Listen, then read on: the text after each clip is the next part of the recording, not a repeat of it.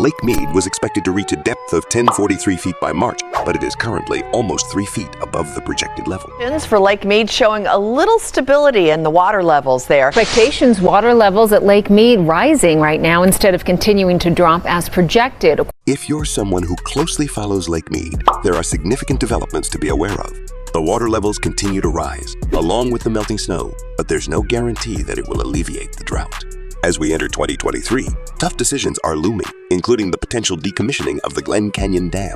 How would this impact Lake Mead, and could it improve the water situation? If it persists, the possibilities are endless. If you're familiar with Lake Mead, you've likely learned a few lessons by now.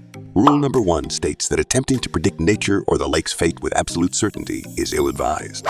These rules apply doubly so for Lake Mead, one of the largest lakes in the United States. It is situated on the Colorado River in the southwestern part of the country, stretching across Nevada and Arizona. It serves as a crucial water source for 4 states, including certain areas in Mexico. Given its significance, it's no surprise that Lake Mead came into existence following the construction of the Hoover Dam, a monumental engineering feat completed in 1936. The Hoover Dam not only stands as a remarkable structure, but also created a massive reservoir, Lake Mead. It earned its reputation as one of the largest reservoirs in the world, capable of holding up to 26.12 million acre-feet of water, approximately 32 billion cubic meters. The lake spans an expansive surface area of about 248 square miles, 640 square kilometers, when it reaches its maximum level, which is over 5 times larger than the city of San Francisco. As a result, more than 20 million people depend on Lake Mead as a water supply. While this dependency has its advantages, there is also a downside. Recent years have seen the lake experience erratic fluctuations, with water levels reaching critically low points, leaving those reliant on it in a precarious position. However, the tide seems to be turning for Lake Mead in 2023. The water level has been rising at an extraordinary rate, currently standing at 177% of its average, a true miracle. This remarkable improvement becomes evident when examining the lake's history. The last time it was completely full was in 1983, followed by 1999. Since then, the water levels have been on a steady decline, exacerbated by climate change and increased water demand. In July 2016, the lake hit a record-breaking low of 9.328 million acre-feet, signaling a moment of despair. By June 2021, the situation had worsened, with a new historic low recorded as the lake stood at just 23.6% full, approximately 7.517 million acre-feet. It was clear that urgent action was required. As a drastic measure, low-level pumps were established in 2020 by the Southern Nevada Water Authority, and 2 years later, they proved their worth. However, recreational activities, including boating, were significantly impacted, with closures and restrictions imposed due to the lake's declining levels. With the lake dropping below 1075 feet, everyone anticipated a declaration of a water shortage from the government. At 895 feet, Lake Mead was a mere 180 feet away from disaster.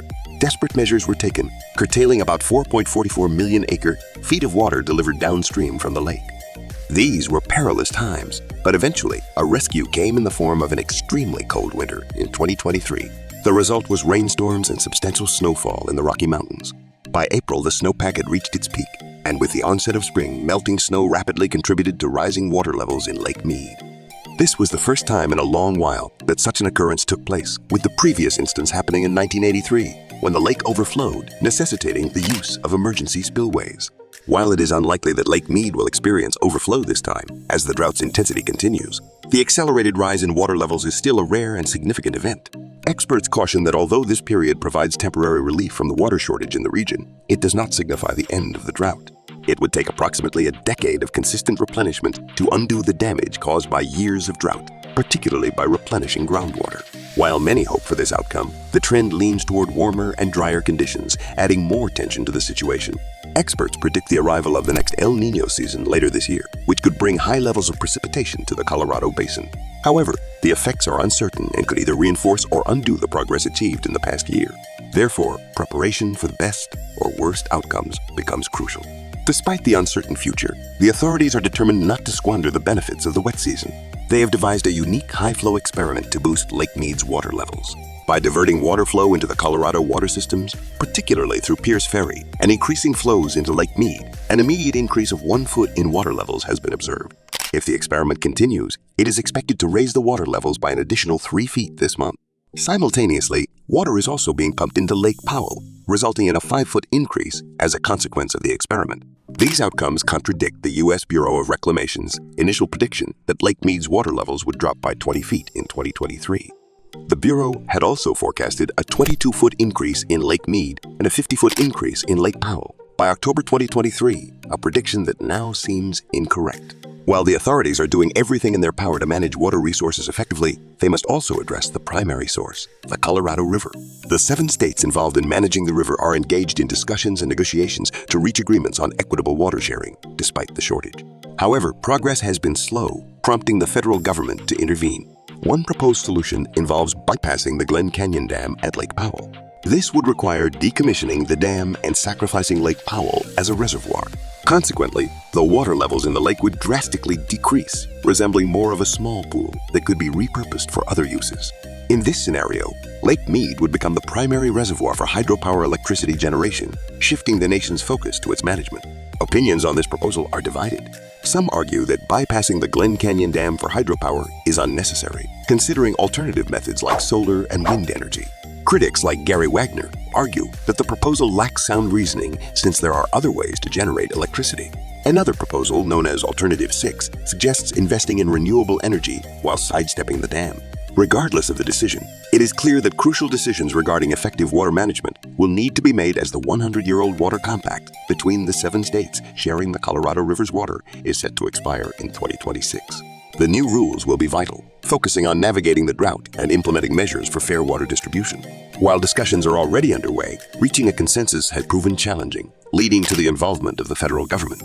In the midst of all these developments, Arizona seems to be making progress, with a 3-year agreement to release its water allotment from Lake Mead.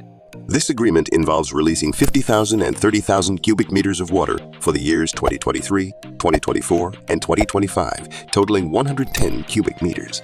On the other hand, Nevada faces more significant challenges as lawmakers propose a groundbreaking policy to regulate and limit water usage by residents in southern Nevada.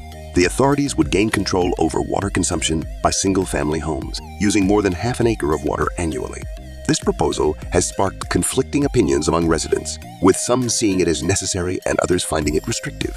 In California, little action is being taken as desert farmers fiercely defend their water rights, opposing any measures that could exacerbate the situation for them. Looking ahead to 2026, anxiety builds as the expiring water compact necessitates new rules for effective water management amidst the ongoing drought. These decisions will be crucial, and debates will revolve around how to share water equitably despite the shortage. While challenges persist, it is evident that a comprehensive restructuring of water resources management is necessary. However, this should not overshadow the importance of addressing the root cause, climate change, which continues to drive the region towards warmer and drier conditions. Investment in renewable energy remains a viable proposal and should be considered alongside discussions on water management. The journey ahead is uncertain, but it is essential to engage in thoughtful dialogue and consider alternative solutions for a sustainable and resilient future. Thank you for spending your time with us today. If you enjoyed our content and would like to see more, please subscribe.